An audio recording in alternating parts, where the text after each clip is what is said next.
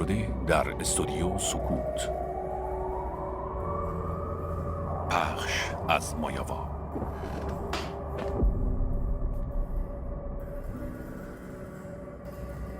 اشرف تک. شاید واسه این که از مرگ نمی ترسید، شایدم واسه این که به رخ همه بکشه از مرگ نمی ترسه، یا شایدم واسه این که عمدن خودشو به کشتن بده. علیرغم این که از تلی که واسش گذاشته بودن با خبر شده بود، به کسی زنگ نزد و با 3 تا گلوله ریه و همه ارگانهای داخلیش تیکه تیکه شد. اون موقع تازه 4 سال و 7 ماه بود که میشناختمش. به محض دیدنم خیلی ازم خوشش اومد و منو پیش خودش برد و دیگه هیچ وقت تا زمان مرگش از هم جدا نشدیم. وقتی مرد از خودش نزدیک 1 میلیارد پول نقد، چند نفر که مثل برادر و خواهرش دوستش داشتن و از مرگش خیلی ناراحت شدن و یه داستان عاشقانه به جا گذاشته بود که قرار بود تا سالیان سال نقل محافل باشه. بیشترین چیزی که آزارم میده اینه که حتی وقتی که نفس آخرشو کشید هنوزم خیلی خوشتیپ بود. داستان اشرف تک اینطوری تموم شد، ولی اینطوری شروع نشد. اشرف برو پشت فرمون.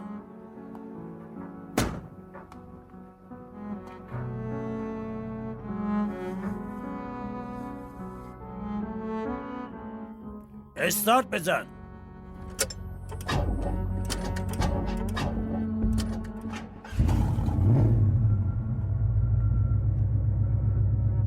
گاز بده. گاز بده.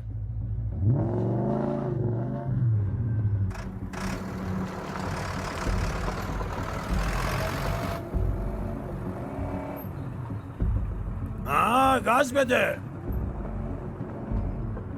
گاز بده. خوبه، خاموش کن.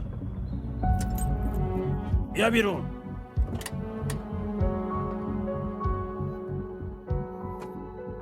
بار اول که داداش اشرف رویا رو دید، هنوز اون گرمایی که از چشماش شروع شده بود و کم کم به سمت قلبش میرفت و حس نکرده بود و هنوز روی اون حس شیفتگی که برای اولین بار تجربه میکرد هیچ اسمی نگذاشته بود و از اون بدتر حتی به اینم فکر نمیکرد که تا پای مرگ عاشق این دختر بمونه.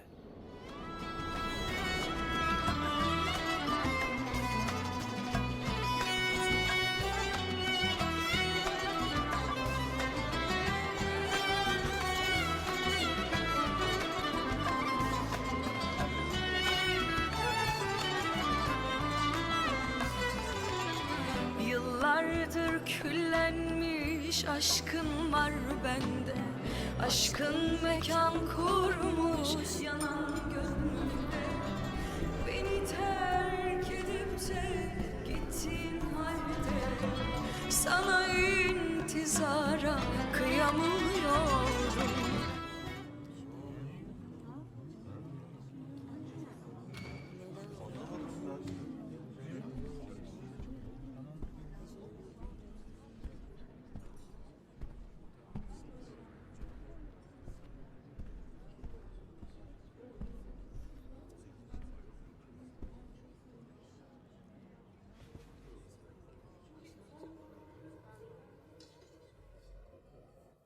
سه، دو، یک.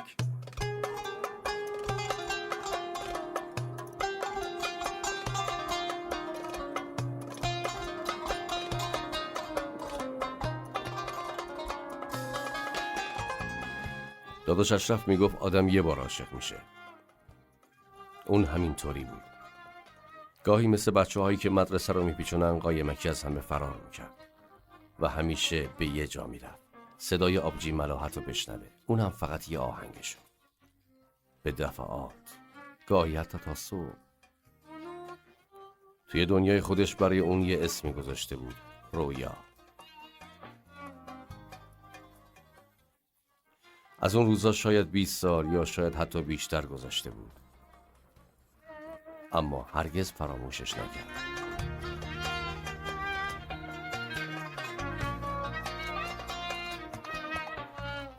بعد از 10 سال ریزترین جزئیات صورتش رو فراموش نکرده بود و در یاد خودش نگه داشته بود و به تناسب چشمها، بینی و لبهاش فکر میکرد. و گاهی فکر میکرد که همه قشنگیش به واسطه رنگ بدنشه و همینطور به رویا فکر میکرد. بعضیا عصبانی شدن، بعضیا باور نکردن که همچین چیزی ممکنه اتفاق بیفته. آخه یه آدم چطور ممکنه به کسی که حتی اسمشو نمیدونه و فقط از دور دیدتش، اونم تو این سنین کودکی، انقدر عاشق شده باشه؟ اما داداش اشرف شده.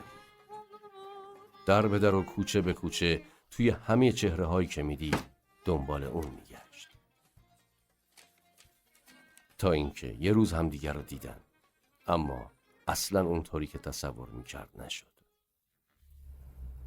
این 3 نفر یعنی گردال، مسلم و فاروق کسایی بودن که اشرف رو توی این دنیا نگه داشته بودن، مخصوصا گردال که نزدیکترین دوست و همراز اشرف. نکن، نزن خدا لعنتت دوست دختر کنه. نیستم. این چه وضعیه؟ آخه اینا رو چرا پرت میکنی دختر؟ نه بابا نزن، خواهش میکنم. این داداش بولت کیه؟ ها؟ کیه؟ از محل کار میشناسمش، داداشم خیلی بهش علاقه داداش دارم. بولت پیام میده که دلم برا تنگ شده ها؟ و حالا بشنوید از گردال که بهش گردال دیوونه هم میگفت، چون واقعا یه دیوونه بود. نزدیکترین دوست داداش اشرف، مثل برادر، خوشپوش و خوب از اسلحه استفاده میکرد و نور چشم خانم. لعنت به من که خودم نوشته بودم داداش، چرا جواب میدم؟ همیشه تو زندگیش بیش از یک زن بود و البته همشون از اعماق قلبش دوست داشت. الو دریا، چه خبر عشقم؟ خیلی حالم گرفته. عزیزه دلم، چی شده؟ بگو ببینم. حالم خوش نیست، فکر کنم حاملم.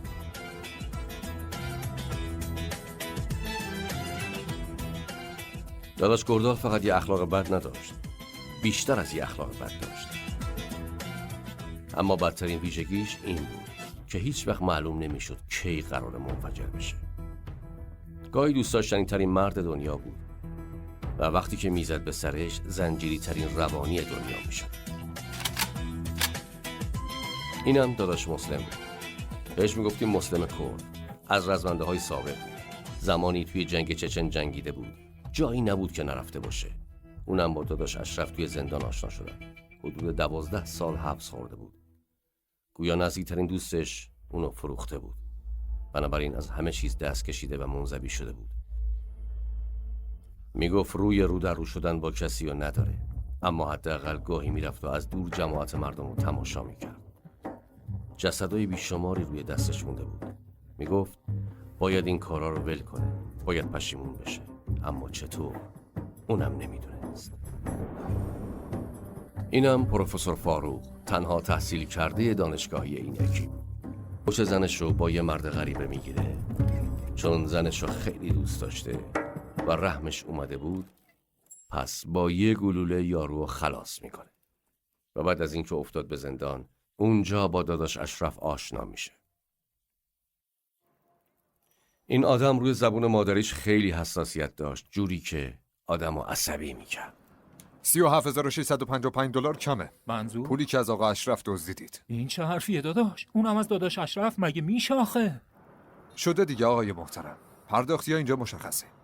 اموال وارد شده به هتل هم مشخصه. توی اون فهرست اشتباهی رخ داده آقا فاروق. فهرست نه، فهرست. فهمیدی؟ پس حتما توی فهرست ها اشتباهی شده. خیلی خوب، مجبورم از طرف آقا اشرف شما رو بزنم آقای محترم. خواهش میکنم زیاد داد نزنید. داداش تو رو خدا خواهش میکنم داداش شوخی نکن. امان بده داداش، چی تو بگی همونه. آقا اشرف گفت 3 روز، ولی امان از دست این دل رحمی من. تا 10 روز دیگه پولو میخوام. بعدش هم دیگه هیچ تجارتی با هم نداریم. در جریان باشه باشید. داداش، به روی چشم، هر چی شما میگی. روزتون خوش. این آدم توی هر موضوعی لج دراره. هنوزم امیدوار بود که یه روزی با خانمش آشتی کنه. یه مقدار دیوونه، یکم هم رمانتیک. و البته با یه تخت کم که دقیقاً برای کار خودش ساخته شده بود. اشرف جواب نمیده. ای بابا. بازم رفته اونجا؟ والا آدمو آسی میکنه، این آخرش منو سرطانی میکنه. این آخه چه وسوسه مزخرفیه که داره؟ آخرش ملت هم خسته میشن. گردال بی خود و بی جهت عصبانی نشو. همون جریان همیشه ول نمیکنه دیگه. باید بکنه. باید ول کنه.